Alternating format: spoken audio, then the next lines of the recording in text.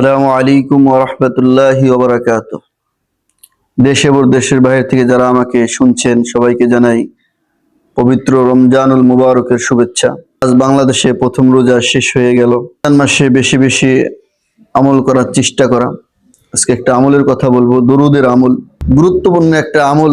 যত বিপদ আপদ আসুক, যদি কেউ নিয়মিত কন্টিনিউ এই দরুদের আমল করতে থাকে, আল্লাহ তাআলা তাকে সমস্ত বিপদ থেকে তাকে রক্ষা করবেন, মুক্তি দান করবেন।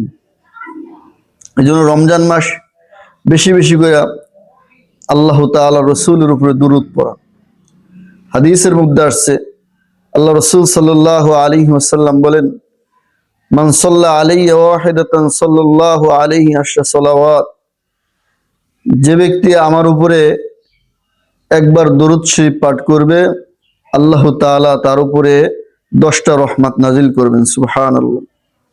তো রমজান মাস যদি আমি রসুলের প্রতি বেশি বেশি দুরূদ পড়ি, তো আল্লাহ তাআলা আমার উপরে খুশি হয়ে আমার উপরে রহমত নাজিল করবেন।